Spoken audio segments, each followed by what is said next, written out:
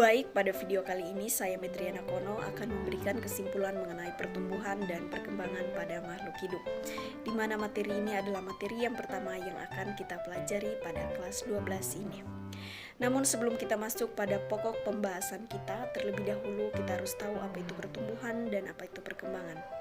Jadi pertumbuhan adalah proses penambahan ukuran, jumlah, dan massa sel, di mana pertumbuhan bersifat kuantitatif, artinya pertumbuhan dapat diukur, tetapi pertumbuhan bersifat irreversibel, artinya pertumbuhan tidak dapat kembali ke kondisi semula. Sedangkan perkembangan adalah proses menuju pendewasaan, di mana perkembangan bersifat kualitatif, artinya perkembangan tidak dapat diukur, tetapi perkembangan bersifat reversibel, artinya perkembangan dapat kembali ke kondisi semula.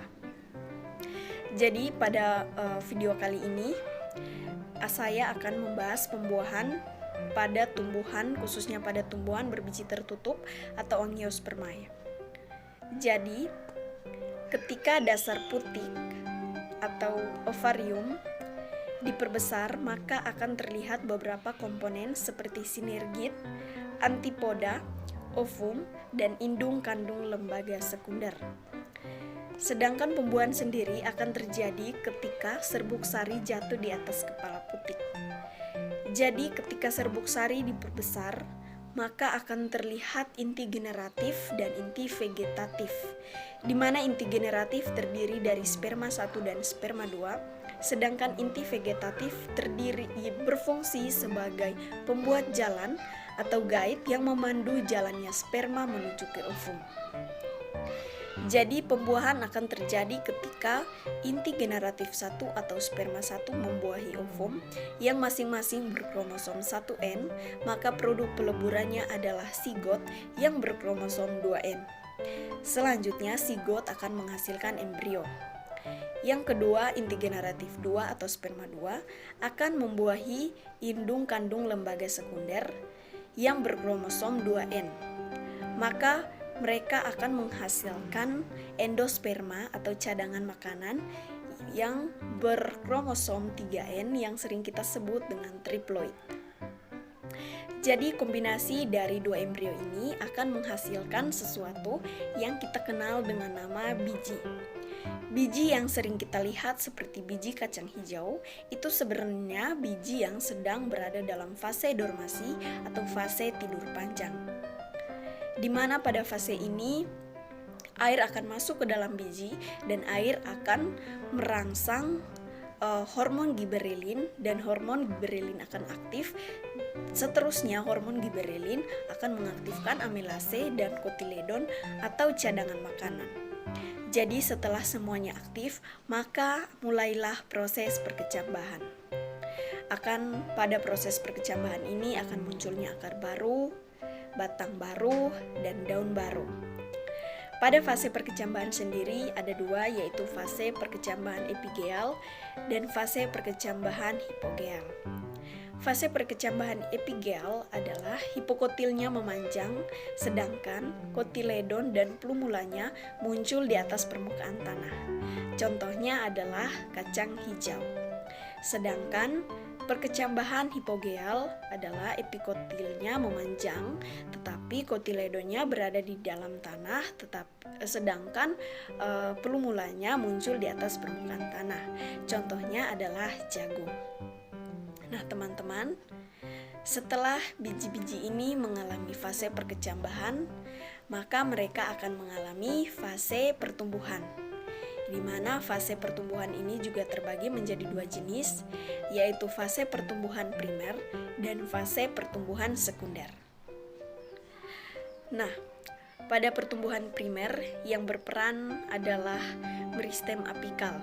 Efek yang akan dialami yaitu pemanjangan atau diferensiasi. Yang kedua, pertumbuhan sekunder. Yang berperan dalam pertumbuhan sekunder adalah kambium sekunder. Efek yang akan dialami seperti batangnya melebar, yang kedua terbentuknya kambium gabus, yang ketiga terbentuknya lingkaran tahun.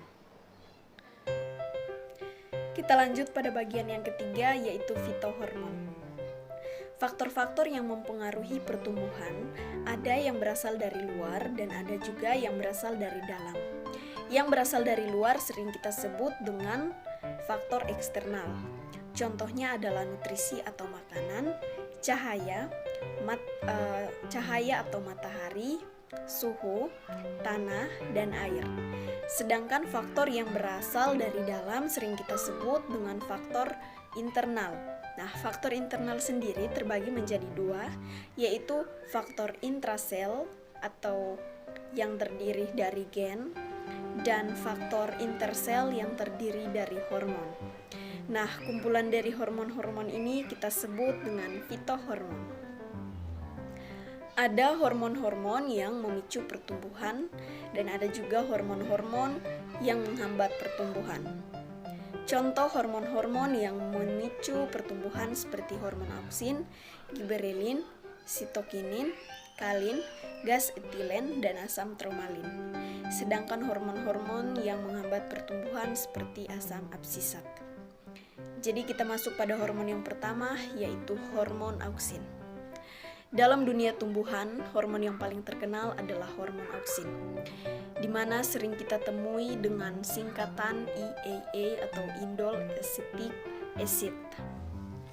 Di mana hormon auksin ini dibentuk di meristem apikal, daun-daun muda, dan biji-bijian. Cara kerja hormon auksin sendiri mudah terurai oleh cahaya matahari, sehingga dapat memicu fenomena etiolasi atau pertumbuhan cepat di tempat gelap.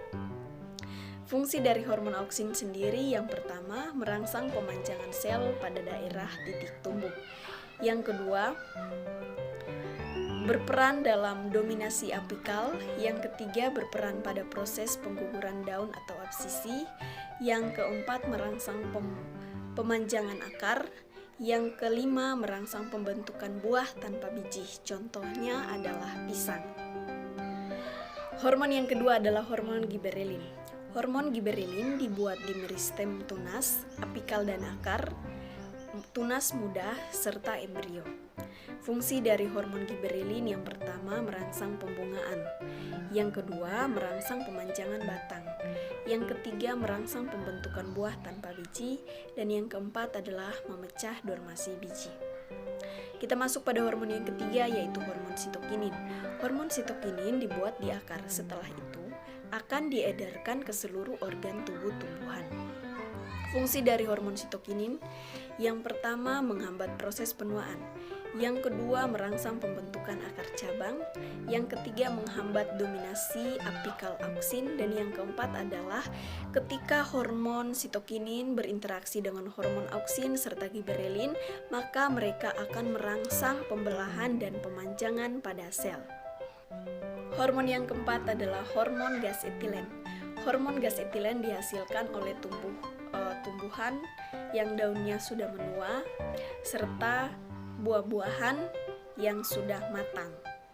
Jadi fungsi dari hormon gas etilen sendiri adalah untuk mempercepat pematangan buah, yang kedua untuk mempertebal batang pada pohon agar tebal, yang ketiga ketika hormon gas etilen ini berinteraksi dengan hormon auksin, maka yang terjadi adalah mereka akan memacu proses pembungaan. Hormon yang kelima adalah hormon kalin. Hormon kalin dihasilkan oleh jaringan meristem. Fungsinya untuk memacu pertumbuhan pada organ akar. Nah, hormon kalin ini terbagi juga menjadi beberapa, yaitu risokalin, antokalin, filokalin, dan kaulokalin. Kita masuk pada hormon yang keenam, yaitu hormon asam tromalin. Hormon asam tromalin berfungsi untuk merangsang sel-sel daerah luka menjadi meristematik sehingga dapat menutup daerah pada area luka. Kita lanjut pada hormon yang terakhir, yaitu hormon asam absisat, di mana hormon asam absisat ini adalah hormon yang menghambat pertumbuhan. Nah, fungsi dari hormon asam absisat sendiri adalah untuk bertanggung jawab pada proses pengguguran daun. Sekian penjelasan saya mengenai pertumbuhan dan perkembangan pada makhluk hidup. Semoga bisa bermanfaat untuk kita semua.